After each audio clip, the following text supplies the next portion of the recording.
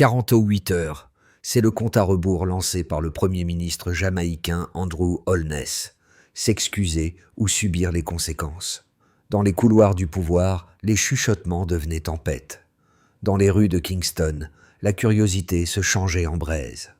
Pourquoi un simple discours d'Ibrahim Traoré, venu de Burkina Faso, a-t-il bouleversé une île entière? Parce qu'au-delà des mots, il a touché le nerf nu de la corruption et réveillé un peuple fatigué du silence. Cette histoire n'est pas une querelle diplomatique, mais un miroir tendu à une nation. En Jamaïque, où les hôpitaux manquent de gants et cinq de gants et les écoles de chaises, chaque mot prononcé a la force d'un verdict. La promesse de cette enquête, comprendre comment un discours étranger a pu rallumer l'espérance nationale. En suivant les traces d'Ibrahim Traoré, nous verrons comment l'écho d'un combat africain a trouvé une résonance caribéenne. Car derrière la menace de Holness se cache une question plus vaste. Qu'arrive-t-il quand un peuple entend, soudain, sa propre vérité, dite par un autre? Ce reportage dévoilera la chronologie d'une étincelle devenue brasier.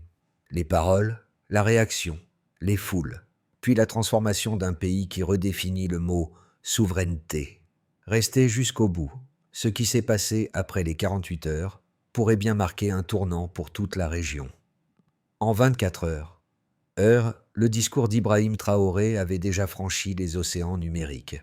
Plus d'1 million de vues, des milliers de partages, et un silence inquiet dans les bureaux ministériels. Ce n'était plus un simple incident diplomatique, c'était le début d'une onde de choc social. Avant même la polémique, la Jamaïque vivait un paradoxe chiffré. Plus de 100 milliards de dollars jamaïcains disparus chaque année, selon les rapports d'audit, tandis que 40% des jeunes restaient sans emploi. Les hôpitaux recevaient 1 milliard de fonds publics, dont 800 millions s'évaporaient dans des contrats fantômes. Les écoles attendaient 500 millions de subventions jamais versées.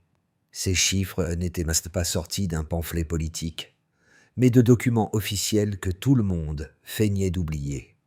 Lorsque Ibrahim Traoré prit la parole à Kingston, il ne parla pas de diplomatie, mais de comptes, des comptes vides, des factures truquées, des promesses dérobées. Face à lui, 1 millier de personnes, étudiants, journalistes, militants, l'écoutaient, incrédules. Ces mots simples percèrent la rhétorique habituelle. La vérité n'insulte personne, elle libère. Ce soir-là, l'auditorium vibra d'un murmure qui n'était pas celui du scandale, mais de la reconnaissance. Puis la réaction vint, rapide et brutale. Les premiers ministres se levèrent, outrés, les caméras tournèrent, les journaux titrèrent « Un président africain humilie la Jamaïque ». Mais dans les rues, le récit était différent. Des vendeuses de marché, des chauffeurs de taxi, des professeurs répétaient ces phrases comme des refrains. Ce contraste fut la véritable révélation, la fracture entre ceux qui gouvernent et ceux qui vivent la réalité. C'est ici que commence la véritable histoire, celle d'un peuple qui, en entendant un étranger, a enfin reconnu sa propre voix. Le lendemain du discours, Kingston s'éveilla avec une vibration nouvelle. Dans les taxis collectifs, les radios diffusaient en boucle la voix d'Ibrahim Traoré. Chaque phrase semblait réveiller quelque chose d'enfoui depuis longtemps. À l'Université des Indes occidentales, un étudiant de 20 ans, junior, déclara aux médias « Je n'ai pas d'emploi, mais aujourd'hui, je me sens utile ». Il venait de créer un groupe en ligne pour coordonner les rassemblements pacifiques. Dans les marchés de coronation, les vendeuses de fruits chantaient « Truth got no clock », slogan né de ces paroles. Et à Montego Bay, un chauffeur de taxi, surnommé Rasta Dread, collait sur sa portière « No apology, just justice ». Ces gestes pouvaient sembler anecdotiques, mais ils dessinaient la carte d'une société en train de s'organiser. Sans violence, sans chef officiel, seulement une conviction partagée. La corruption n'était plus une fatalité. Pendant ce temps, dans les couloirs du pouvoir, la tension montait. Le Premier ministre Holness convoqua une réunion d'urgence. Un conseiller lança. Cet homme n'est pas un diplomate, c'est une étincelle. Un autre répondit. Alors trouvons de l'eau avant que le feu ne gagne tout. Mais l'eau n'était plus suffisante. La veille encore, la Jamaïque semblait divisée. Au matin, elle parlait d'une seule voix. Et cette voix, paradoxalement, venait d'Afrique. Sous ce ciel caribéen, une alliance invisible prenait forme, celle de la vérité dite tout haut. Chaos. Car la question n'était plus « que fera le gouvernement ?» mais « jusqu'où ira le peuple ?» L'ultimatum démarra à 18 heures. Le ton du Premier ministre était tranchant. 48 heures pour présenter des excuses publiques. Dans les studios de télévision, les experts parlaient de crise diplomatique. Dans les rues, on parlait d'honneur. Dès la première heure, les premières pancartes apparaissaient à Emancipation Park. 100 jeunes, des pancartes bricolées. La vérité n'insulte personne. 5 heures plus tard, les réseaux sociaux s'embrasaient. 1 million de vues. Des vidéos de marchés, de bus, d'écoles. Les mots d'Ibrahim Traoré circulaient comme un feu doux, sans chef ni slogan imposé. À la 12e heure, les marchés reprenaient ces phrases. Les radios locales tournaient en boucle la phrase « Truth does not bow to deadlines ». À la 20e heure, les étudiants de Kingston défilaient. 1 millier de voix scandaient « Justice, pas excuse ». La police encadrait, hésitante. Aucun incident. Le soir, le gouvernement comprenait. Ce n'était plus un débat, c'est un mouvement. 24 heures après, Holness réunissait son cabinet. « Nous devons défendre la souveraineté nationale », répétait-il. Mais un ministre soufflait. « Et si le peuple pense qu'il défend sa propre vérité ?» Silence. Personne ne répondait. À la 36e heure, tu sais, la pluie tombait sur Kingston. Les manifestants ne bougeaient pas. Ils chantaient du Marley, brandissaient des portraits peints à la main. Des pêcheurs de Portland amarraient leurs bateaux avec des banderoles. Les églises priaient pour la paix. Les professeurs écrivaient des tribunes. La Jamaïque entière semblait suspendue à une phrase. « No apology for truth ». À la 44e heure, cafetière à Ouagadougou, Ibrahim Traoré se préparait à parler. Un podium simple, un drapeau, pas d'effet. Il souriait, levait les yeux vers la caméra. « Vous m'avez donné 48 heures. Je vous rends la vérité éternelle. » Puis, sans hausser la voix, il déroulait un discours calme, implacable. La corruption vole des vies, pas seulement de l'argent. L'excuse est une monnaie des puissants, pas une vertu des justes. À la 48e, le direct explosait. 10 millions de vues. Les foules hurlaient de joie, hurlaient de joie. Les rues de Kingston devenaient mer de chants et de drapeaux. Les journalistes notaient « L'ultimatum était mort ». Mais derrière les applaudissements, une autre onde commençait. Les jours suivants, les documents fuitaient. 2 milliards de dollars jamaïcains de contrats fictifs. Des noms de ministres circulaient. Les journaux titraient « Les masques tombent ». Les citoyens réclamaient des audits, des lois, des comptes. Le mot d'ordre n'était plus excuse, mais réforme. La ligne du temps avait basculé. En 2 jours, un discours avait déplacé le centre de gravité du pouvoir. Et dans le tumulte, une conviction s'imposait. La vérité, quand elle est dite simplement, voyage plus vite que la peur. Au départ, la Jamaïque ressemblait à une équation désespérante. Beaucoup de promesses, peu de résultats. Avant le discours, la croissance stagnait à 0,5% depuis 3 ans. Après la vague de protestations, les dépenses sociales augmentaient de 2,1%. Un bond modeste, mais symbolique. Ce n'était pas la magie d'un discours, mais la peur politique de l'inaction.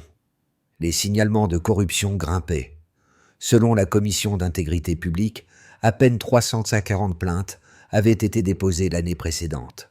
Dans le mois qui suivait les paroles d'Ibrahim Traoré, ce nombre atteignait 200. Chaque plainte racontait la même mécanique. Contrats fictifs, marchés truqués, budget dilué. Les citoyens commençaient à écrire, filmer, dénoncer. Ce qui était jadis murmure devenait archive publique. la participation civique s'intensifiait. Avant la crise, moins de 9% des Jamaïcains déclaraient appartenir à une association locale. 3 semaines plus tard, ce chiffre montait à 24%. Des comités de quartier se formaient, parfois improvisés sous des abris de bus. Une société civile se redessinait, à main nue. Ces évolutions restaient fragiles, mais leur synchronicité intriguait. Les économistes parlaient d'un effet miroir.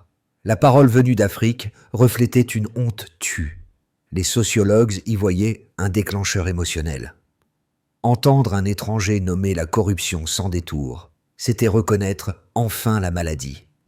Et dans les rédactions, une nouvelle prudence naissait. Vérifier avant de diffuser, contextualiser avant de commenter. Le gouvernement tentait d'étouffer la lecture symbolique du phénomène. Il invoquait la souveraineté, dénonçait l'ingérence morale. Mais les chiffres parlaient d'eux-mêmes. Chaque graphique montrait la même courbe ascendante. Conscience, participation, exigence. Ce que révélait cette arithmétique civique, c'était moins la puissance d'un homme que la contagion d'un exemple. Ibrahim Traoré, en refusant de s'excuser, imposait un nouvel étalon de leadership, dire non au compromis verbal. Ces phrases, courtes, mémorisables, devenaient unité de mesure. Elles remplaçaient les slogans politiques par des équations simples. Vérité, crédibilité, courage et ou légitimité. Peuple plus information, ce changement. Le plus étonnant, ces formules survivaient au tumulte. 2 mois plus tard, elles figuraient sur les murs des écoles et les affiches des syndicats. Elles s'enseignaient comme des maximes de civisme.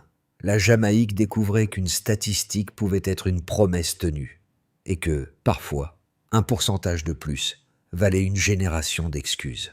2 camps se formaient presque aussitôt, traçant une ligne invisible entre institutions et trottoirs. Le premier camp, celui du gouvernement, affirmait que les mots d'Ibrahim Traoré menaçaient la souveraineté nationale. Selon ses ministres, laisser un dirigeant étranger critiquer publiquement la Jamaïque revenait à humilier l'État devant le monde. Il citait les protocoles, rappelait les traités, invoquait le respect diplomatique. Leur argument, la vérité n'a de valeur que lorsqu'elle vient de l'intérieur. En face, la rue répliquait « Mais si l'intérieur se tait, qui parlera ?» Pour les citoyens, ce discours n'était pas une intrusion, mais un électrochoc salutaire. Ils voyaient en Traoré non un juge, mais un miroir. Sa franchise offrait une légitimité morale que les élites avaient perdue. Les artistes, les prophéties, les pasteurs s'en emparaient. Ils disaient « Il a dit tout haut ce que nous murmurions depuis 10 ans ». Entre les deux positions, les observateurs internationaux tentaient de démêler la nuance.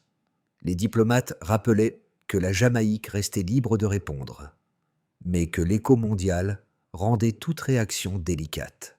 Les analystes des Caraïbes évoquaient une mutation historique. La politique de la fierté cédait la place à la politique de la transparence. L'Afrique et les Antilles, unies par la mémoire, se parlaient enfin d'égal à égal.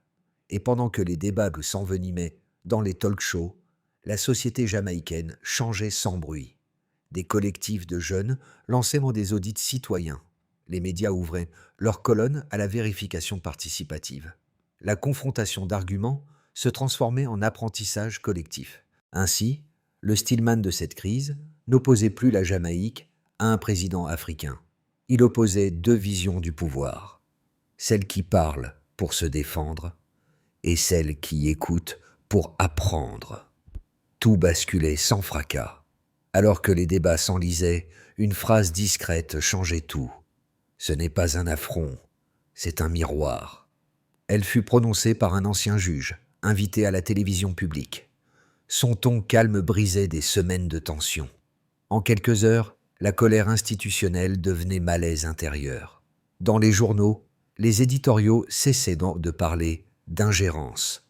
Ils commençaient à interroger la peur nationale du regard extérieur. Le nom d'Ibrahim Traoré réapparaissait alors, non plus comme celui d'un provocateur, mais comme celui d'un témoin involontaire, d'une blessure plus ancienne, celle d'un pays autrefois symbole de fierté, devenu prisonnier de sa propre image.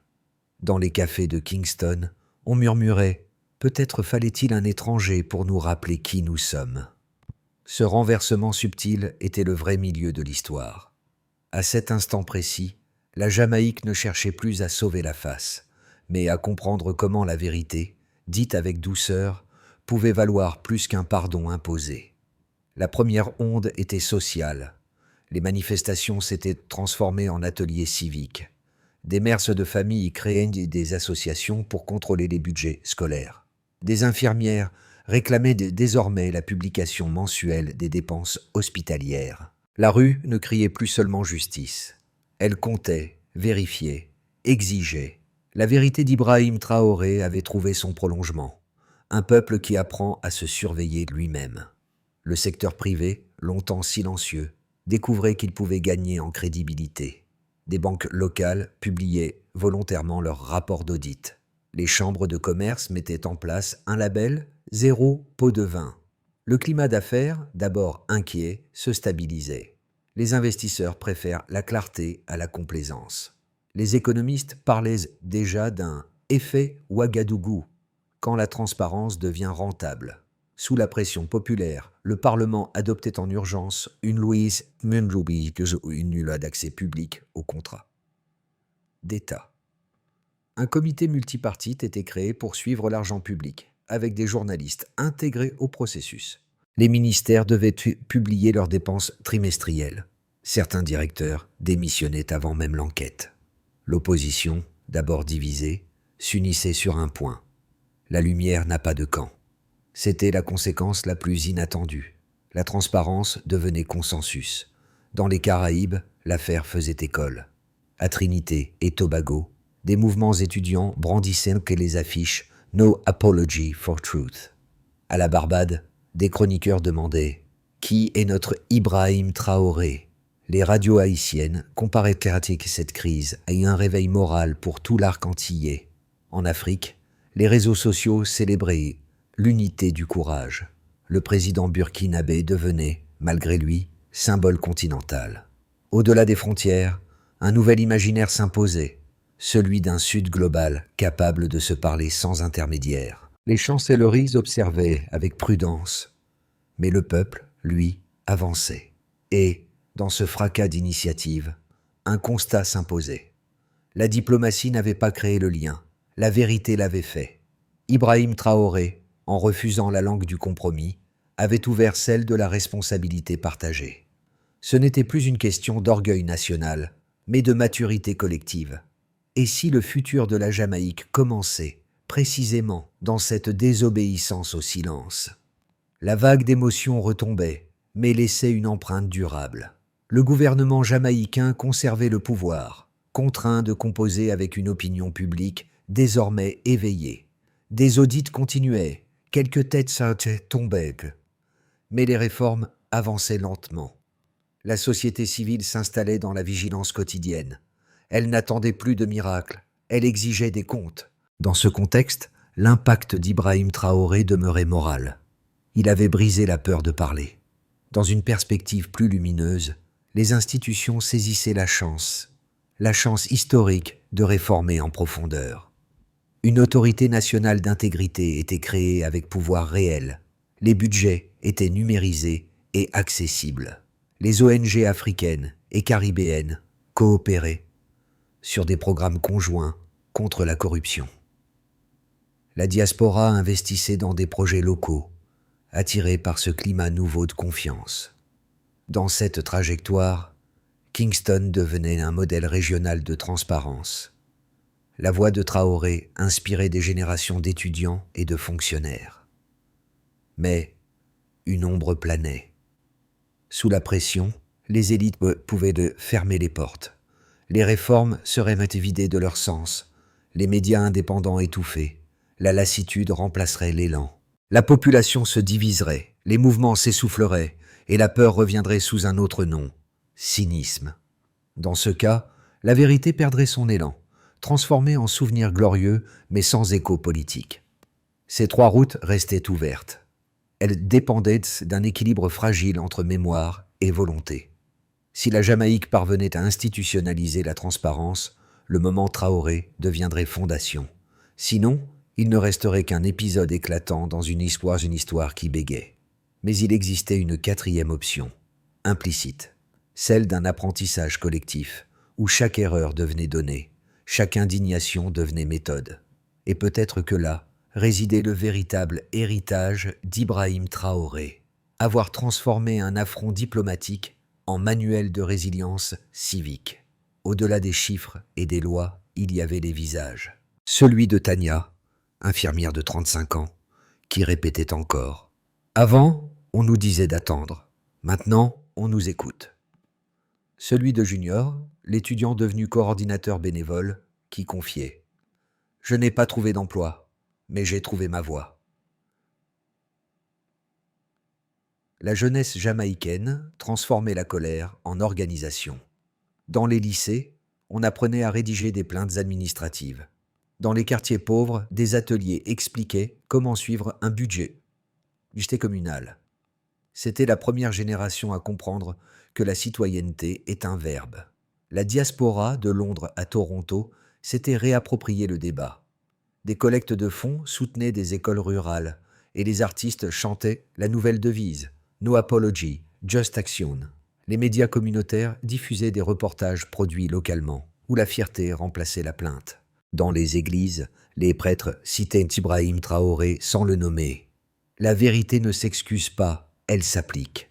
La phrase s'était glissée dans les homélies, les sermons, les prières.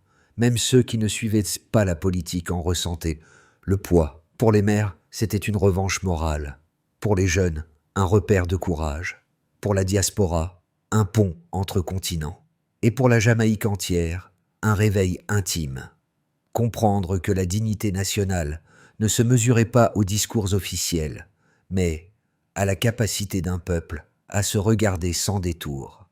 Une fois la tempête apaisée, il restait à transformer l'élan en méthode. Les experts en gouvernance, les ONG et les collectifs citoyens élaboraient un plan en 5 étapes. D'abord, auditer sans punir. Un groupe d'économistes indépendants proposait un audit citoyen des dépenses publiques. L'objectif, comprendre où l'argent s'était perdu avant de chercher les coupables. Ensuite, publier les données.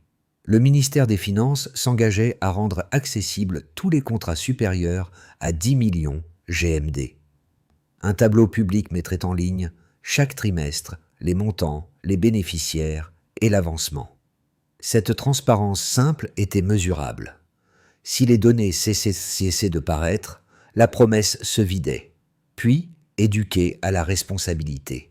Des modules scolaires expliquaient comment fonctionnent les budgets, les impôts et les marchés publics. Une génération entière apprenait que la démocratie ne s'achète pas, elle se vérifie. Aussi, connecter les luttes. Des plateformes numériques reliaient désormais les associations jamaïcaines aux mouvements africains.